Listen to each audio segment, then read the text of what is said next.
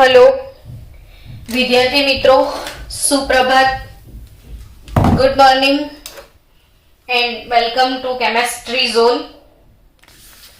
હવે આપણે નવા ચેપ્ટર તરફ આજે આગળ વધવાના છીએ। પાર્ટ 2 માં એન્ટ્રી મારીશું અને પાર્ટ 2 માં આપણું પહેલું ચેપ્ટર છે ચેપ્ટર 8 રેડોક્સ પ્રક્રિયાઓ। રેડોક્સ પ્રક્રિયાઓ એટલે ક્વેશ્ચન થવાનો જ છે પહેલો કે ઓહો પહેલી વખત સાંભળ્યું, બહુ બધી પ્રક્રિયાઓ વિશે સાંભળ્યું તું, રેડોક્સ પ્રક્રિયા શબ્દ તો નવો જ લાગે છે, થાય ને એવું? તો પહેલા એ શબ્દનો અર્થ સમજીએ કે રેડોક્સ શબ્દ એમાં રેડ એટલે રિડક્શન ને ઓક્સ એટલે ઓક્સિડેશન, આ બેનું કોમ્બિનેશન છે। રેડોક્સ બાળકો રિડક્શન પ્લસ ઓક્સિડેશનનું કોમ્બિનેશન છે। જ્યારે બંને એક સાથે પેરેલલ થતા હોય એવી રાસાયણિક પ્રક્રિયા કે જેમાં રિડક્શન અને ઓક્સિડેશન આ બંને એક સાથે થતા હોય એને રેડોક્સ કહેવાય। તો એક સરસ મજાની વાત આ ચેપ્ટર માટે તમારે યાદ રાખવાની છે કે વેર there is a oxidation, where there is a oxidation there is always reduction, where there is oxidation there is always reduction। તો જ્યાં ઓક્સિડેશન હોય ત્યાં રિડક્શન હોય છે જ, અને જ્યાં આ બંને હોય એવી પ્રક્રિયાને રેડોક્સ પ્રક્રિયા કહેવાય। ખરેખર ચેપ્ટર જે રેડોક્સ છે તમારે એનું શું મહત્વ, કેમ તમને ભણવામાં આવ્યું છે, તો તમારી આજુબાજુ જેટલી પણ જૈવ રાસાયણિક પ્રક્રિયાઓ થાય છે, જૈવિક પરિઘટનાઓ થાય છે, ભૌતિક પરિઘટનાઓ બને છે, આ તમામની પાછળ જવાબદાર એ રેડોક્સ પ્રક્રિયા છે। લોખંડનું ક્ષારણ થાય ને લોખંડની વસ્તુ કટાઈ જાય છે તો એની પાછળ કઈ પ્રક્રિયા જવાબદાર છે? તો કે રેડોક્સ જ। એમ જેટલી પણ જૈવ રાસાયણિક પ્રક્રિયાઓ તમારા શરીરમાં જે ચયાપચયની પ્રક્રિયાઓ થાય છે એ પણ તમામ રેડોક્સ પ્રક્રિયાઓ છે। ચાહે મેડિકલ સાયન્સ હોય, બાયોલોજી હોય, ઇન્ડસ્ટ્રીયલ કેમિસ્ટ્રી હોય કે ઇન્ડસ્ટ્રીયલ ફિલ્ડ હોય, ધાતુ કર્મ વિજ્ઞાન હોય કે કૃષિ વિજ્ઞાન હોય, દરેકમાં રેડોક્સ વગર પ્રક્રિયા થતી જ નથી। ટૂંકમાં આપણે રેડોક્સ પ્રક્રિયાઓ શું છે એનો ખ્યાલ મેળવવા માટે જે અગત્યની વાત છે ઓક્સિડેશન આંક। સૌથી પહેલા જો ઓક્સિડેશન આંક શોધતા આવડી જશે તો ધીરે ધીરે ઓક્સિડેશન શું છે, રિડક્શન શું છે, ઓક્સિડેશન રિડક્શન કોને કહેવાય એ પ્રક્રિયાઓ તરફ આપણે આગળ વધીશું। એટલે આપણે સૌથી પહેલા આ ચેપ્ટરમાં આજે શીખીશું ઓક્સિડેશન આંક। કયો ટોપિક શીખવા જઈ રહ્યા છીએ બાળકો? ઓક્સિડેશન નંબર, એટલે કે ઓક્સિડેશન આંક। ઓક્સિડેશન આંક છે શું એ સમજો। આપણે ગુજરાતીમાં પણ લખી દઈએ ઓક્સિડેશન આંક। આ ઓક્સિડેશન આંક એટલે શું? તો કે કોઈ તટસ્થ પરમાણુ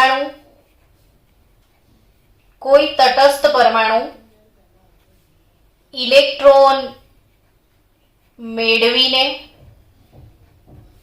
કે ઇલેક્ટ્રોન ગુમાવીને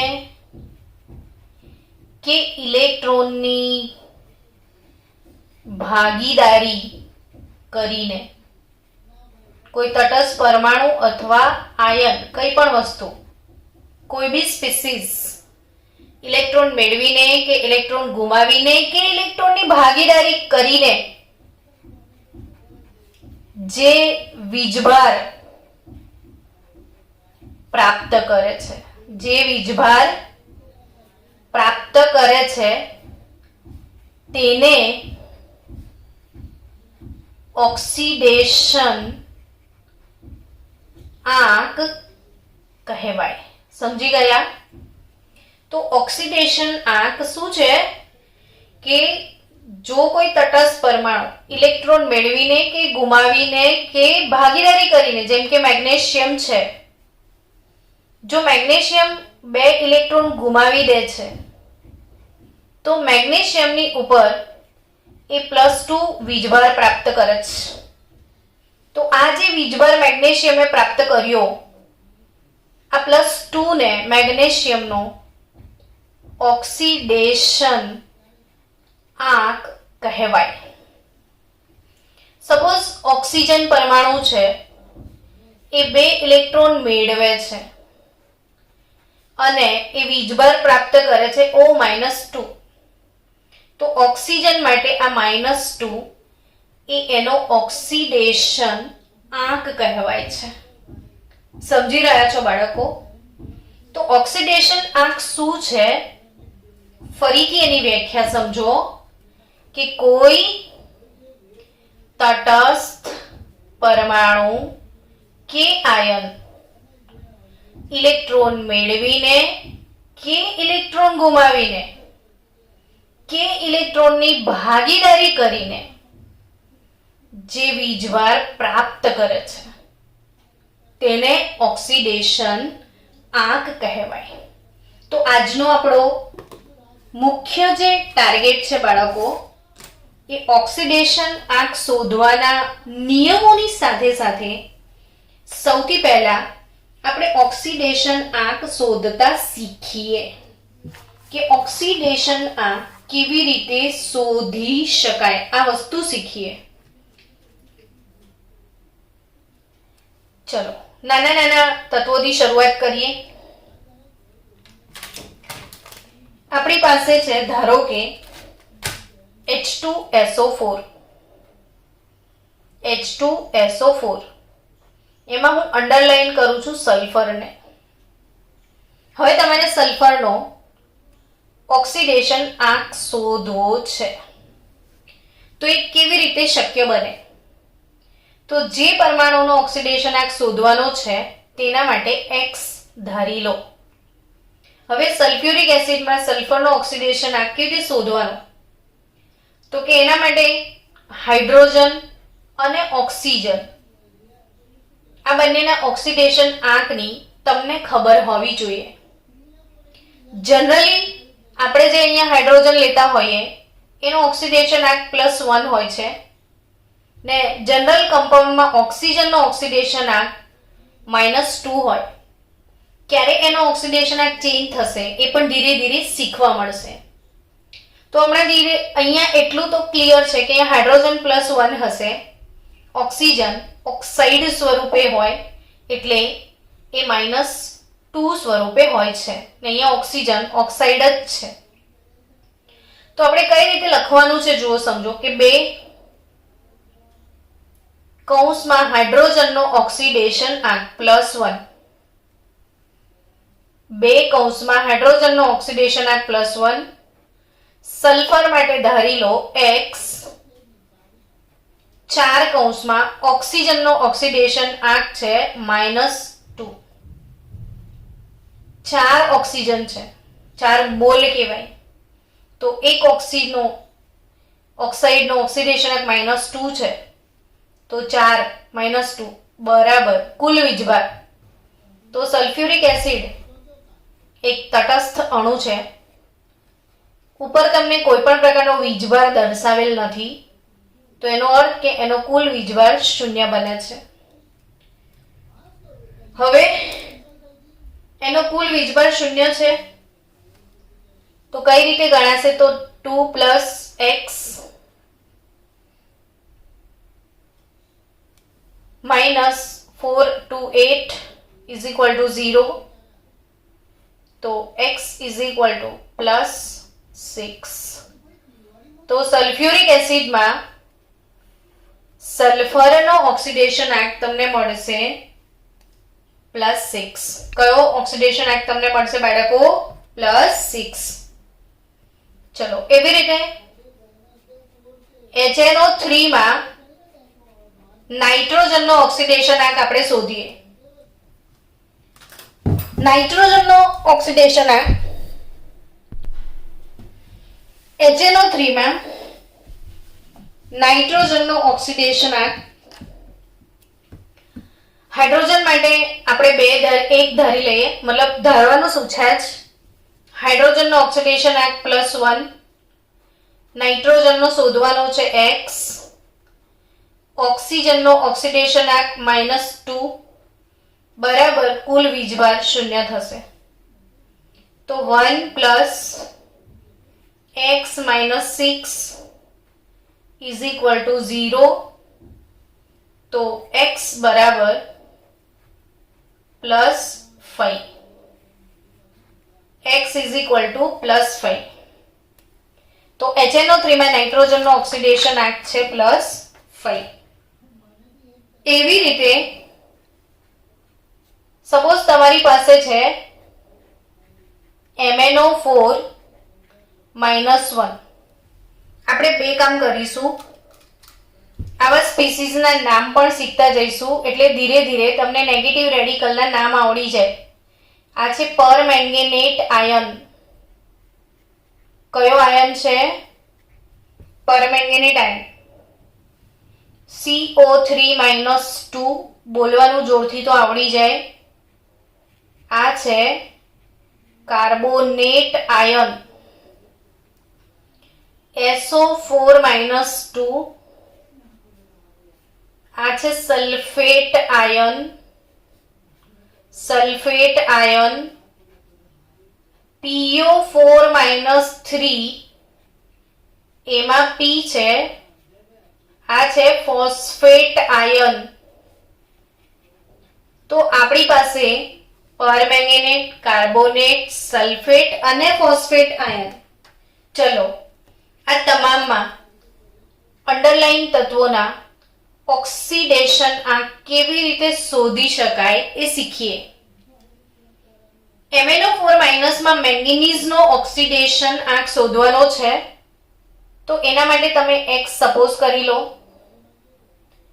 +4 * ઓક્સિજનનો ઓક્સિડેશન આંક છે -2 = હવે આમાં કેવું છે કે આ તટસ્થ નથી, આ પોતે આયન છે અને આ આયનનો જે કુલ વીજભાર છે એ અહીંયા દર્શાવેલો છે.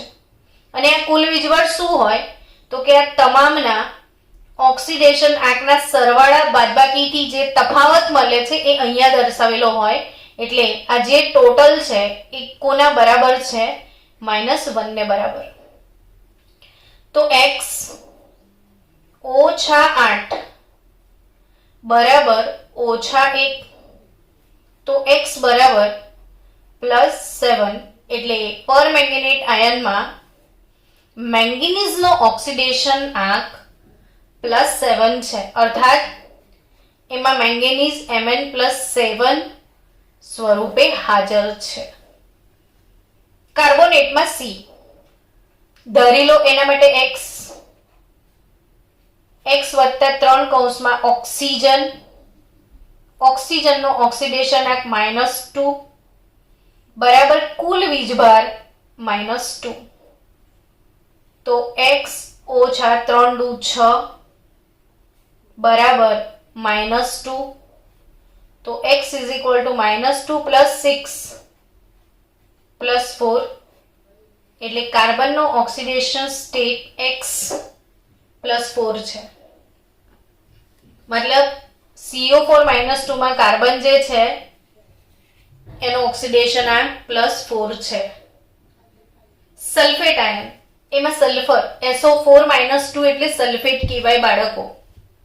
PO4-3 એટલે ફોસ્ફેટ કહેવાય. CO3-2 એટલે કાર્બોનેટ, આ પરમેંગેનેટ.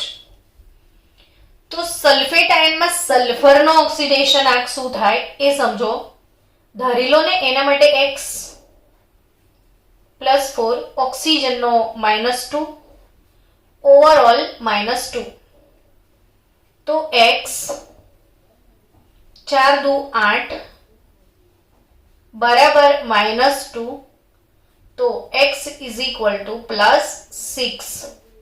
તો સલ્ફેટમાં સલ્ફરનો ઓક્સિડેશન આંક છે +6. ફોસ્ફેટમાં ફોસ્ફરસ માટે ધારી લો X 4 ઓક્સિજન -2 બરાબર ઓવરઓલ વીજભાર -3. તો X ઓછા 4 દુ 8 બરાબર -3. તો X બરાબર +5. તો ફોસ્ફેટ આયનમાં ફોસ્ફરસનો ઓક્સિડેશન આંક P+5 છે. ફોસ્ફરસનો ઓક્સિડેશન આંક +5 છે. અહીંયા સલ્ફરનો +6 છે. તો આ રીતે આપણે ઓક્સિડેશન આંક શોધી શકીએ છીએ. ચલો તો હું તમને થોડાક તત્વો લખાવું, તમે એના ઓક્સિડેશન આંક શોધીને મને આપો. જે તમારો એક બે કન્સેપ્ટ ક્લિયર થાય પછી આપણે આગળ વધીએ. ચલો, CCl4 એમાં કાર્બનનો, મિથેન એમાં કાર્બનનો, કાર્બન ડાયોક્સાઇડ એમાં કાર્બનનો, કાર્બન મોનોક્સાઇડ એમાં કાર્બનનો. આ 4 ઉદાહરણોમાં કાર્બનનો ઓક્સિડેશન આંક શોધીને આપો. પ્રેક્ટિસ વધે પછી આગળ જઈએ. જલ્દી, તમને 5 મિનિટ આપી છે. 5 મિનિટ પછી હું આ શીખાઈશ. હજી તમને થોડાક ઉદાહરણ આપું. H2O એમાં ઓક્સિજનનો, H2O2 એમાં પણ ઓક્સિજનનો ઓક્સિડેશન આંક શોધીને આપો. એમોનિયામાં નાઇટ્રોજનનો અને સલ્ફર ડાયોક્સાઇડમાં સલ્ફરનો. તો આટલા સ્પીસીઝમાં જે તત્વોની નીચે અંડરલાઈન કરેલી છે તેમનો ઓક્સિડેશન આંક શોધીને આપો ફાસ્ટ. હેલો સ્ટુડન્ટ્સ, ચલો 5 મિનિટ તમને જે આપવામાં આવી હતી એમાં તમે ઓક્સિડેશન આંક શોધીને જવાબ આપ્યા પણ છે. ઘણા બધા સ્ટુડન્ટ આન્સર આપી રહ્યા છે. ચેક કરી લઈએ તમે સાચું કર્યું કે રોંગ. CCl4 એમાં કાર્બનનો ઓક્સિડેશન આંક શોધવાનો છે. X ધારી લો. +4. ક્લોરીનનું ઓક્સિડેશન નંબર -1 = 0. તો X - 4 = 0 એટલે કાર્બનનું ઓક્સિડેશન આંક આવશે +4. કાર્બનનું ઓક્સિડેશન આંક શું આવશે એમાં? +4. ચલો, અહીંયા કાર્બન માટે X ધાર્યું હશે તમે. હાઇડ્રોજનનો +1. તો આમાં કાર્બનનો ઓક્સિડેશન આંક -4. આ એટલા માટે મેં લખ્યું કે તમને કંઈક શીખવા મળશે. તમે એ વસ્તુ નોટિસ કરી કે અહીં પણ કાર્બનનો શોધવાનો હતો, અહીં પણ કાર્બનનો જ શોધવાનો હતો. હવે અહીંયા જે કાર્બનનો શોધ્યો એમાં +4 આવ્યો, અહીંયા -4 આવ્યો. આનો મતલબ એમ કે ઓક્સિડેશન આંક બધાના ફિક્સ ના હોય, સંયોજનો પ્રમાણે બદલાઈ શકે છે. સમજી રહ્યા છો કે નહીં? સંયોજનો પ્રમાણે બદલાઈ શકે છે. આમાં કાર્બન અને CCl4 માં કાર્બન સાથે Cl જોડાયેલો છે. સમજો બાળકો. તો Cl વધુ વિદ્યુત ઋણીય તત્વ છે. Cl વધુ વિદ્યુત ઋણીય તત્વ છે. જયનીલ, મેં તને કીધું તું વિદ્યુત ઋણતાની વ્યાખ્યા 5 વાર લખીને મોકલજે, તે ગડબડ કરી છે એક્ઝામમાં. Cl વધુ વિદ્યુત ઋણીય તત્વ છે, કાર્બન ઓછું વિદ્યુત ઋણીય તત્વ છે. તો જે ઓછું વિદ્યુત ઋણીય તત્વ હોય એનો ઓક્સિડેશનાંક ધન આવે, વધુ વિદ્યુત ઋણીય હોય એનો ઋણ આવે. એટલે લિટરલી ક્લોરીન કરતા કાર્બનની વિદ્યુત ઋણતા ઓછી જ, તો કાર્બનનો ધન છે અહીંયા. જ્યારે અહીંયા કાર્બનની વિદ્યુત ઋણતા હાઇડ્રોજન કરતા અહીં કાર્બન વધારે વિદ્યુત ઋણીય છે, એટલે એનો ઓક્સિડેશનાંક ઋણ આવ્યો. CO2 માં કાર્બનનો શું આવે છે જુઓ, તો X પ્લસ 4 ઇન્ટુ બ્રેકેટ ઓક્સિજનનો ઓક્સિડેશનાંક -2 બરાબર 0. સોરી, 2 ઓક્સિજન છે, તો X - 4 બરાબર 0. તો કાર્બન ડાયોક્સાઇડમાં કાર્બનનો ઓક્સિડેશનાંક અગેન +4 છે, એટલે કાર્બન કરતા ઓક્સિજનની વિદ્યુત ઋણતા વધારે હશે. કાર્બન મોનોક્સાઇડમાં કાર્બન માટે X ધારી લો, ઓક્સિજનનો -2 બરાબર 0. તો કાર્બનનો ઓક્સિડેશન આંક આવશે +2. કાર્બનનો ઓક્સિડેશન આંક આવશે +2. H2O માં ઓક્સિજનનો ઓક્સિડેશન આંક, 2 કૌંસમાં હાઇડ્રોજનનો +1, ઓક્સિજન માટે X ધારો, તો 2 + X = 0. તો X બરાબર -2. આ છે હાઇડ્રોજન ઓક્સાઇડ. સમજો વાતને, આ છે હાઇડ્રોજન ઓક્સાઇડ, જ્યારે આ છે હાઇડ્રોજન પેરોક્સાઇડ. તો પેરોક્સાઇડમાં ઓક્સિજનનો ઓક્સિડેશન એક ડિફરન્ટ આવશે, સમજવા જેવી વાત છે. 2 કૌંસમાં હાઇડ્રોજનનો +1, ઓક્સિજનનો X ધારી લો, તો 2 + 2x બરાબર 0. તો X બરાબર -1. યાદ રહ્યું? બહુ જ મોસ્ટ આઈએમપી વાત, બહુ જ મોસ્ટ આઈએમપી વાત કે ઓક્સિજન જે છે ઓક્સાઇડ, તો ઓક્સિજનનો ઓક્સિડેશનાંક -2, પણ અગર એ પેરોક્સાઇડ હોય તો ઓક્સિજનનો ઓક્સિડેશનાંક -1. હું આગળ જ સમજાવવા જઈ રહી છું. તમે આનું શોધી કાઢ્યું હશે, -3 મળ્યું હશે ને અહીંયા સલ્ફરનો +4 મળ્યો હશે. હવે આવડી ગયું છે, એટલે -3 આ +4. પણ હવે આપણે મેઇન વસ્તુ પર ફોકસ કરવા જઈ રહ્યા છીએ. ધ્યાન આપજો, સમજજો. અગત્યની વાત, આઈએમપી વાત, JEE નીટ કોમ્પિટિટિવ લેવલે તમને ધ્યાનમાં રાખવાનો અગત્યનો મુદ્દો સમજાવું છું. નોટબુકમાં લખી લેજો, અને ટાઈમ મળે ત્યારે રિવાઇઝ કરવાનો છે કે ઓક્સાઇડ,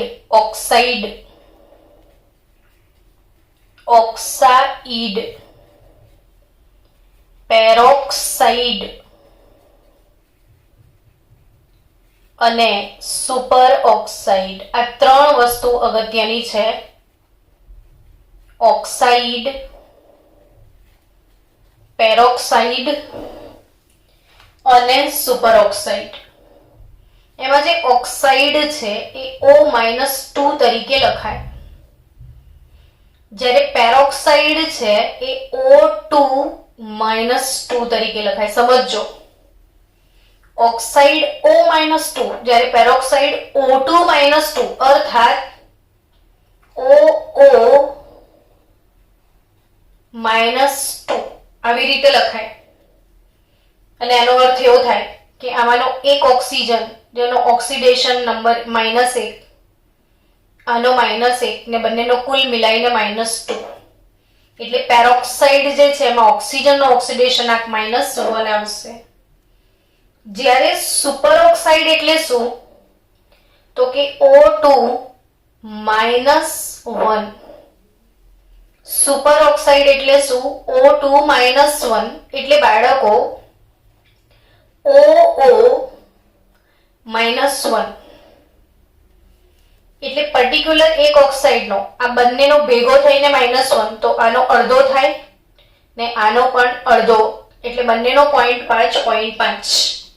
આ એક ઇમ્પોર્ટન્ટ વાત છે જે ભૂલ્યા વગર યાદ રાખજો કે ઓક્સાઇડ એટલે O-2, પેરોક્સાઇડ એટલે O2-2 અને સુપર ઓક્સાઇડ એટલે O2-1.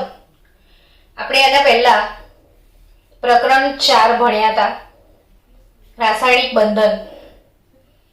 તો એની અંદર આ બધાના આણ્વીય કક્ષક ચિતાર દોરતા શીખ્યા હતા. તો પરીક્ષામાં પૂછાઈ શકે કે સુપર ઓક્સાઇડનો આણ્વીય કક્ષક ચિતાર દોરો. તો એ વખતે ખબર હોવી જોઈએ કે સુપર ઓક્સાઇડ એટલે શું, તો કે O2-1, પેરોક્સાઇડ એટલે O2-2, ઓક્સાઇડ એટલે O-2. યાદ આવ્યું તમને? તો આ ટાઈપના અણુઓ યાદ રાખજો. હવે એના આધારિત આની અગત્યતા શું છે, આનું ઇમ્પોર્ટન્સ શું છે એ સમજીએ.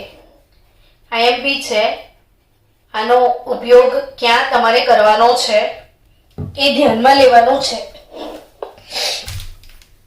ચલો હવે અગત્યના એસિડ તરફ આગળ વધવાનું છે કે પ્રશ્ન પૂછાય પરીક્ષામાં, કેરોઝ એસિડ. કેરોઝ એસિડ, કેરોઝ એટલે કેરો અને આ એપોસ્ટ્રોફી એસ છે. કેરોઝ એસિડ, કેરો સાયન્ટિસ્ટનું નામ છે. ને બીજું છે માર્શલ્સ એસિડ. કેરોઝ એસિડ અને માર્શલ એસિડ. તો કેરોઝ એસિડ ને માર્શલ એસિડમાં સલ્ફરના ઓક્સિડેશન આંકને શોધવાના છે. બંનેના સૂત્રો છે નીટ સુધી યાદ રાખજો. કેરોઝ એસિડ એટલે H2SO5 ને માર્શલ એસિડ એટલે H2S2O8.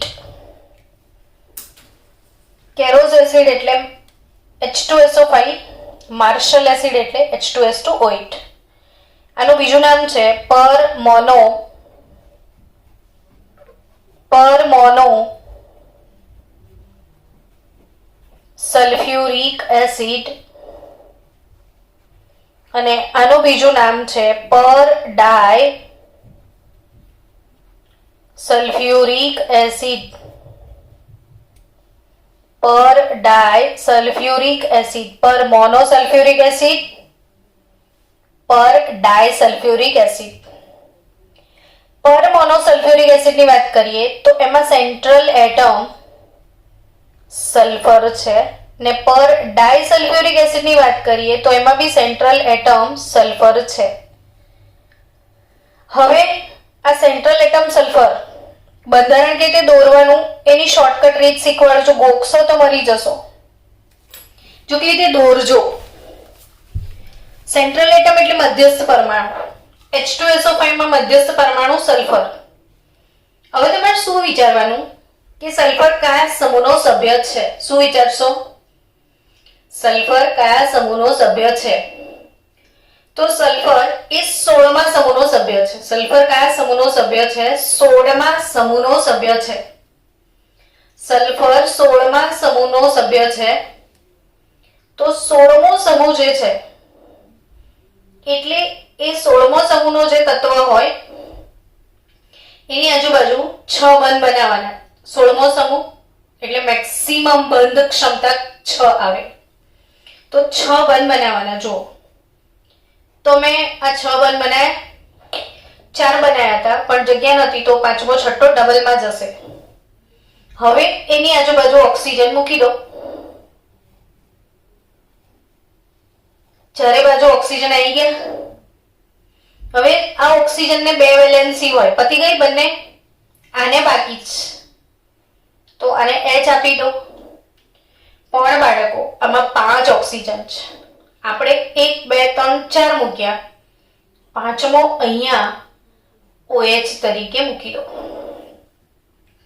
એટલે આ બંધારણમાં તમને અહીંયા કંઈક જોવા મળે છે. એ શું છે? તો એ મેં અહીંયા લખ્યું, એ પેરોક્સાઇડ વલય છે. આ પેરોક્સાઇડ આયન તમને અહીંયા પેરોક્સાઇડ મળી રહ્યો છે અને જ્યારે પેરોક્સાઇડ હોય ત્યારે ઓક્સિજનનો ઓક્સિડેશન આંક -1 હોય. એટલે આ ઓક્સિજન એવો છે જેનો ઓક્સિડેશન આંક -1 છે. આ ઓક્સિજન એવો છે જેનો ઓક્સિડેશન આંક -1 છે, પણ એ સિવાયના જે ઓક્સિજન છે એ બધાના ઓક્સિડેશન આંક -2 છે. હવે તમે શું કરો કે H2SO5 આપે એક્ઝામમાં ને ડાયરેક્ટ સલ્ફર માટે x ધારી લો, તો હાઇડ્રોજનના 2 ઓક્સિજનના 2 ગણી લો, તો 2 + x - 10 બરાબર 0 ને x બરાબર તમે +8 આન્સર લઈ આવશો. અરે ભાઈ, સલ્ફર 16મા સમૂહનો સભ્ય છે, એનો મહત્તમ ઓક્સિડેશન આંક 6 હોય, 8 કદી હોઈ જ ના શકે. એટલે જો તમે જવાબ લાવ્યા પછી પણ તમને અહીંયા એવું સંતોષ થશે કે આ જવાબ ખોટો જ છે, એ 16મા સમૂહનો સભ્ય છે તો મહત્તમ +6 હોય, 8 કેવી રીતે હોય? તો એ ના જ હોય. તો કેમ નથી 8? કેવો છે એ શોધીએ. ચલો, તો આનું બંધારણ દોરવું પડે કેરોઝ એસિડનું. એટલે સલ્ફર માટે x ધારી લો, 2 ઓક્સિજન જો 2 ઓક્સિજન પેરોક્સાઇડ ના છે તો એનો ઓક્સિડેશન આંક -1 ગણવાનો છે. પેરોક્સાઇડ વાળા ઓક્સિજનનો ઓક્સિડેશન આંક -1 ગણાશે. 1, 2 ને 3 ઓક્સિજન ઓક્સાઇડ વાળા છે જે -2 ગણવાના છે. 2 હાઇડ્રોજન +1 વાળા છે બરાબર 0, તો x - 2 - 6 + 2 હાઇડ્રોજનનો +1 બરાબર 0, તો આ કટ, તો x બરાબર +6. એટલે પરીક્ષામાં પ્રશ્ન પૂછાય કે કેરોઝ એસિડમાં અથવા પરમોનો સલ્ફ્યુરિક એસિડમાં સલ્ફરનો ઓક્સિડેશન આંક જણાવો. આવો પ્રશ્ન પૂછાશે. કેરોઝ એસિડમાં સલ્ફરનો ઓક્સિડેશન આંક તો કેટલો આવશે? +6. એવી જ રીતે તમને પૂછાય કે પર ડાયસલ્ફ્યુરિક એસિડ. શું પૂછાય બાળકો? પર ડાયસલ્ફ્યુરિક એસિડ. ચલો, માર્શલ એસિડ, પર ડાયસલ્ફ્યુરિક એસિડ. હવે પર ડાયસલ્ફ્યુરિક એસિડ નું સૂત્ર દોરો. પર ડાયસલ્ફ્યુરિક એસિડ કઈ રીતે દોરશો શીખો. પર ડાયસલ્ફ્યુરિક એસિડ એટલે એમાં 2 સલ્ફર છે, તો પહેલા આ 2 સલ્ફરને આમ છૂટા મૂકી દો. બંને સલ્ફરની આજુબાજુ 4 બંધ બનાવવાના. બટ સલ્ફર તો 16મા સમૂહનો સભ્ય છે એટલે મહત્તમ બંધન ક્ષમતા 6 પ્રમાણે 6 બંધ બનાવવાના. જો ધ્યાનથી મેં શું કર્યું, 2 સલ્ફર લખ્યા, 6 બંધ બનાયા. હવે બધા સલ્ફરને કવર કરો ઓક્સિજનથી. ચલો, ઓક્સિજનથી કવર કર્યું. ઓક્સિજનની બાજુમાં મૂકી દો હાઇડ્રોજન ને અહીંયા કનેક્ટ કરી દો. તો આ થયો પર ડાયસલ્ફ્યુરિક એસિડ. 8 ઓક્સિજન છે, ગણી લો. તો આમાં બાળકો જો તમને કંઈક જોવા મળે છે, OO પેરોક્સાઇડ જોવા મળશે, તો આમાં બી પેરોક્સાઇડ લિંક હાજર છે એટલે ઓક્સિજનનો ઓક્સિડેશન આંક -1 થશે. જ્યારે એ સિવાયના ઓક્સિજન એ -2 ઓક્સિડેશન આંક ધરાવે છે. એ સિવાયના ઓક્સિડેશન કયો ઓક્સિડેશન આંક ધરાવે છે? -2. તો આ બધા જ -2 -2 ઓક્સિડેશન આંક. તો આપણે જો ધારી લઈએ સલ્ફર માટે x, તો 2 સલ્ફર છે એટલે 2x, 2 હાઇડ્રોજન એનો +1, 2 ઓક્સિજન પેરોક્સાઇડ વાળા છે એટલે -2. આ 2 ઓક્સિજન પેરોક્સાઇડ વાળા છે એટલે -1 -1 ને 3 ને 3 6 ઓક્સિજન ઓક્સાઇડના છે એટલે 0. 6 કૌંસમાં -2 બરાબર 0. તો x બરાબર તમારો જવાબ અહીં પણ +6 જ આવશે. એટલે કેરોસ એસિડ હોય કે માર્શલ એસિડ હોય, બંનેમાં સલ્ફરનો ઓક્સિડેશન આંક +6 આવશે. બંનેમાં સલ્ફરનો ઓક્સિડેશન આંક કેટલો આવશે બાળકો? +6. હવે આગળ વધીએ. આપણે શેમાં આગળ જઈશું તો CrO5 એ પણ એક અગત્યનો ટોપિક છે જી નીટ માટે. ઘણા બધા જી નીટના અગત્યના ઓક્સિડેશન આંક છે, એ 2 દિવસમાં આપણે આખા વિડીયોમાં કવર કરીશું ધીરે ધીરે. CrO5 એમાં Cr નો ઓક્સિડેશન આંક શું લેવાનો? તો કે એનું બંધારણ ખ્યાલ હશે ને, તો જ તમે આન્સર આપી શકશો. એના આધારે પ્રશ્નો પૂછાતા હોય છે કે ક્રોમિયમ એ પણ છઠ્ઠા સમૂહનો સભ્ય છે. ક્રોમિયમ છઠ્ઠા સમૂહનો સભ્ય છે એટલે એ પણ મેક્સિમમ 6 બંધ બનાવે. 1 2 3 4 5 6. એનું બંધારણ આ ટાઈપનું છે. અને લિટરલી જોઈ શકો છો તમે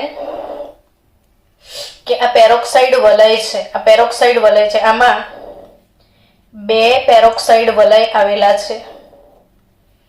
એટલે આ પ્રશ્ન નીટમાં બહુ પૂછાય છે કે CrO5 માં પેરોક્સાઇડ વલયની સંખ્યા કેટલી? તો આ પેરોક્સાઇડ વલય 1 ને આ પેરોક્સાઇડ વલય 2. તો CrO5 માં કુલ 2 પેરોક્સાઇડ વલય હોય છે. CrO5 માં કુલ 2 પેરોક્સાઇડ વલય હોય છે. ને આ કુલ 2 પેરોક્સાઇડ વલયમાં ઓક્સિડેશન આંક શોધીએ તો ક્રોમિયમનો x ધારી લો. એક જ ઓક્સિજન આ ઓક્સાઇડમાં જ, બાકીના તમામ ઓક્સિજનના ઓક્સિડેશન આંક તમારે -1 ગણવા પડશે. એટલે 4 પેરોક્સાઇડ છે ને 1 ઓક્સાઇડ છે. તો ક્રોમિયમનો ઓક્સિડેશન આંક આમાં +6 જ આવશે. તો CrO5 માં Cr નો ઓક્સિડેશન આંક +6. તો આના સિવાયની હજી ઘણી પણ ઓક્સિડેશન આંકની અગત્યની જીનીટની વાતો આપણે જેમ જેમ આગળ જઈશું તેમ તેમ કરીશું. મતલબ આવતા લેક્ચરમાં શીખીશું એને. તો એ સિવાયના થોડાક બીજી વાતો કરી લઈએ. આજે ઓક્સિડેશન આંકના જનરલ નિયમોની વાત કરીએ. તો પહેલો નિયમ શું કહે છે કે મુક્ત અને બિન સંયોજિત પરમાણુ, મુક્ત અને બિન સંયોજિત પરમાણુ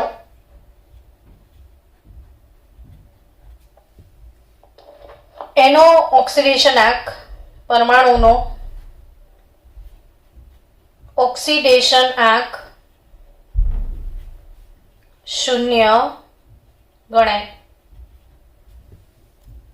for example H2, O2, N2, Cl2, P4, S8, sodium, magnesium, aluminium. આવા મુક્ત અણુ છે જે હવામાં. તો અહીંયા H2 તો હાઇડ્રોજનનો ઓક્સિડેશન આંક 0 ગણાય. O2 અણુ છે તો ઓક્સિડેશનનો 0. N2 અણુમાં નાઇટ્રોજનનો 0. Cl2 અણુમાં Cl નો 0. P4 હોય તો ફોસ્ફરસનો 0. S8 લખ્યું સલ્ફરનો 0. સોડિયમ +1 લખ્યું હોય તો ઓક્સિડેશન આંક +1, પણ કશું નથી લખ્યું તો 0 0 0. સમજી રહ્યા છો? એટલે તટસ્થ પરમાણુઓના ઓક્સિડેશન આંક 0 ગણાશે. તટસ્થ પરમાણુઓના ઓક્સિડેશન આંક 0 ગણાશે. ડન. તટસ્થ પરમાણુના ઓક્સિડેશન આંક 0 ગણાશે. તો કાર્બનની વાત કરીએ. કાર્બન તો કાર્બનને 2 અપર રૂપો છે, હીરો અને ગ્રેફાઇટ. તો એ ભલે એના અપરૂપો હોય, તો એ હીરો હોય કે ગ્રેફાઇટ, એમાં કાર્બનનો ઓક્સિડેશનાંક 0 જ લેવાશે. હીરો પૂછે પ્રશ્ન, હીરામાં કાર્બનનો ઓક્સિડેશનાંક શું? તો 0. ગ્રેફાઇટમાં કાર્બનનો ઓક્સિડેશનાંક શું? તો એ 0 જ ગણાય. હવે જો આવું આપ્યું હોય Na+1 Mg+2 Cl-1 O-2 સલ્ફાઇડ-2, તો આ એક પરમાણુય આયનો કહેવાય. આ એક પરમાણુય આયનોનો ઓક્સિડેશનાંક જે છે એ તેના પર રહેલો વીજભાર ગણાય. સોડિયમનો વીજભાર +1, તો આનો ઓક્સિડેશનાંક +1, આનો +2, આનો -1, આનો -2, આનો -2. ઉપર જે વીજભાર લખ્યો છે એ તેનો ઓક્સિડેશન આંક કહેવાય. राइट, चलो आगे बढ़े. तो आगे बढ़ने से पहले घड़ी को देखा जाए. चलो बाळको, હવે બાકીના ઓક્સિડેશન આપણે નેક્સ્ટ વિડીયોમાં કવર કરીશું નિયમો સાથે.